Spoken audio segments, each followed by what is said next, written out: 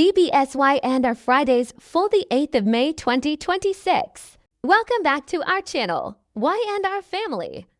Today is a beautiful Wednesday, but the drama in Genoa City is absolutely ugly right now, and we need to talk about it immediately. Grab your coffee or your wine because we are diving deep into the explosive spoilers for May 6, 2026. I cannot believe they actually did it. I am sitting here typing furiously late at night because my jaw is literally on the floor after reading these latest spoilers. React first, explain later, right? But seriously, Kane Ashby in handcuffs. In the middle of the Genoa City Athletic Club, I am screaming at my screen. I've been watching this show for years, and I have seen Kane pull some incredibly shady stuff over the decades. But the timing of this arrest is just absolutely diabolical. And to have it happen right in front of Lily? I mean, the sheer disrespect of doing a public perp walk while they're having a tense business meeting. But wait, I'm getting ahead of myself. Let's break this down because my brain is spinning and I need to vent to people who actually understand this show. So Kane and Lily are at the GCAC, presumably discussing his absolutely twisted blackmail scheme. Remember how Kane basically told Lily he would only donate his bone marrow to save Malcolm if she handed over Chancellor Winters? Yeah, I haven't forgotten, and clearly, Karma hasn't either. But just as they are talking, a detective walks right into the dining room and literally slaps the cuffs on Kane. Lily is panicking, and honestly, I don't blame her. I know some people on the forums are loving this downfall for Kane, but personally, I am terrified for Malcolm. If Kane goes to prison, the surgery is completely jeopardized. Lily is just babbling, saying this can't be happening. And Kane classic, arrogant Kane is being dragged out by the cops but still trying to act smooth. He actually turns to Lily and tells her that Amanda Sinclair will bail him out. Amanda Sinclair, oh my gosh, Michelle Morgan back in the mix to save Kane's behind. I am here for it, but also, what a massive mess. Remember the history there. Amanda looks exactly like Hillary, who Kane had a wildly complicated dynamic with back in the day, and now Amanda is going to be his legal savior. The layers to this show right now are just incredible. But seeing Kane get dragged out of the GCAC with all the wealthy patrons staring and whispering is just peak soap opera television. And guess who is trailing right behind the detective with a smug look on her face? Christine Blair Romalotti, the bug herself. I am sorry, but am I the only one who is so incredibly exhausted by Christine's holier-than-thou attitude? Now that she's the new district attorney again, she is just parading around Genoa City like she owns the place. I can't stand it. She has always had this massive, self-righteous vendetta against half the town, and seeing her oversee Kane's arrest just makes my blood boil. But why is Kane being arrested right now? Is it Victor's doing? Is it related to his corporate espionage? Everything is so intertwined right now I can barely keep it straight. Okay, back to the main point, Malcolm Winters. This is the part that literally has me wanting to throw my remote at the TV. Malcolm is dying. He has aplastic anemia. Lily's twins, Charlie and Maddie, weren't a match. Kane is the only match, and now Kane is sitting in a jail cell.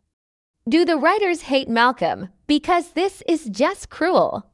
Lily is having a full-blown meltdown at the GCAC because the timing could lead to catastrophic consequences. If Kane is locked up and they can't strike a deal, Malcolm is going to die. It's that simple, and Lily is forced to watch the one man who holds her biological father's life in his hands get hauled off like a common criminal. I mean, the emotional whiplash Lily is going through right now is insane. She hates Kane for blackmailing her, but she desperately needs him to live.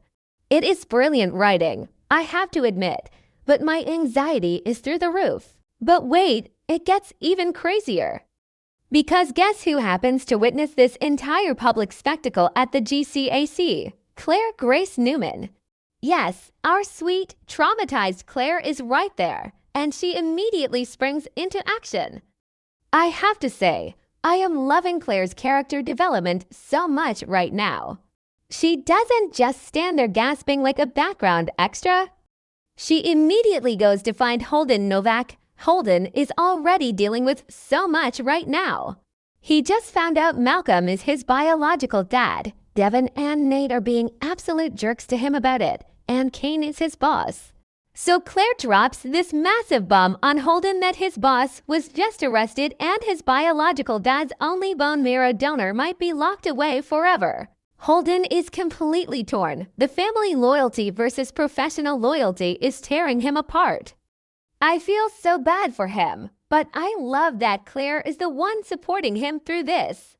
Claire knows what it's like to have a messy, toxic family because of everything she went through with Aunt Jordan.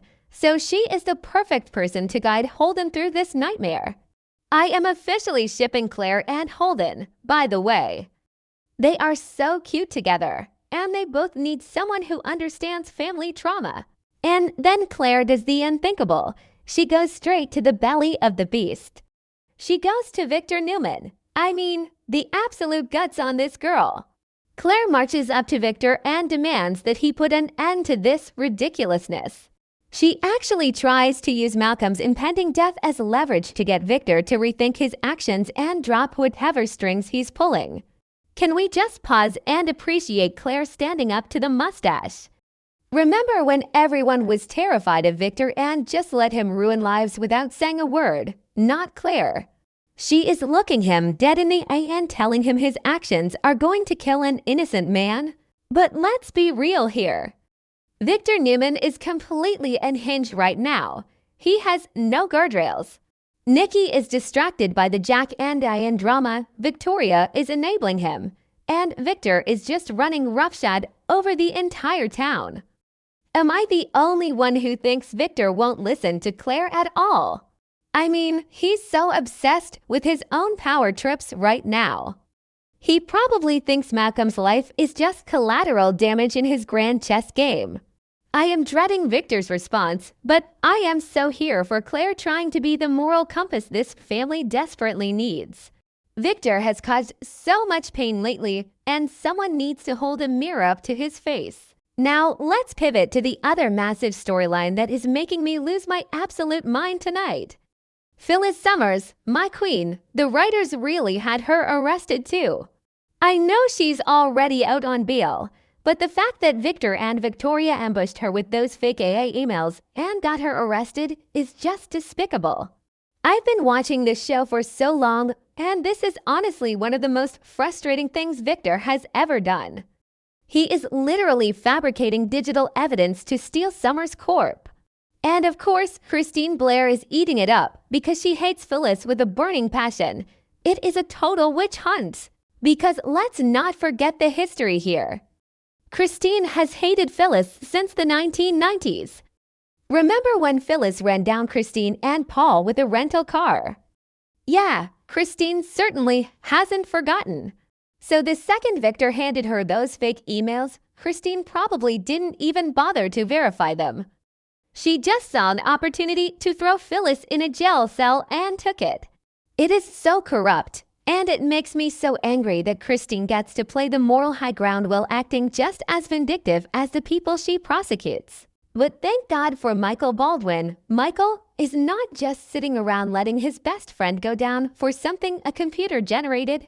Michael is already in the war room with Phyllis, strategizing the defense of the century. Victor thinks he has a slam dunk case because he printed out a bunch of fake emails. Printed emails. Are we in 2005? Michael is already pointing out the massive, glaring loophole in Victor's sloppy plan. Sure, the printouts look damning to a biased doll like Christine, but what happens when the authorities actually subpoena the servers? What happens when they do a digital forensic sweep of Phyllis's actual email accounts and find absolutely zero trace of these AI-generated messages? I am practically jumping up and down in my living room because Victor made a mistake. He got arrogant. He thought he could just wave some papers in Phyllis's face and she would fold and hand over her company. But Phyllis is a fighter. I will never, never give up. That's what she said to her own portrait. and I believe her. Lauren Fenmore Baldwin is standing by her side, hoping Michael can fix this, and I know he will. Michael is going to expose this AI fraud in open court, and I want to see the look on Victor's face when his entire illegal blackmail scheme blows up in his face. And I want to see Christine's face when she realizes she arrested an innocent woman based on forged documents provided by Victor Newman. The fallout is going to be absolutely epic. I'm sorry. I am just so worked up. Between Kane's arrest jeopardizing Malcolm's life, Lily having a public breakdown, Claire confronting Victor, and Michael plotting to take down the fake AI evidence, Genoa City is literally on fire right now. And we still don't even know if Amanda Sinclair is going to get Kane out in time for the transplant. If Amanda walks into that police station and rips Christine a new one with her legal jargon, I will literally cheer at my television. Okay, I need to breathe. I am just typing this at 2 a.m. because I cannot hold these thoughts in anymore. The stakes have never been higher. Will Malcolm survive this? Will Phyllis go to prison because of a deepfake? Will Victor finally face consequences for playing God with everyone's lives? I know some fans are tired of the corporate espionage stuff, but when lives are literally hanging in the balance like Malcolm's, it elevates the entire show to a whole new level. I am going to be glued to my screen on Wednesday. Let me know in the comments if you guys are as stressed as I am, because I cannot handle this alone.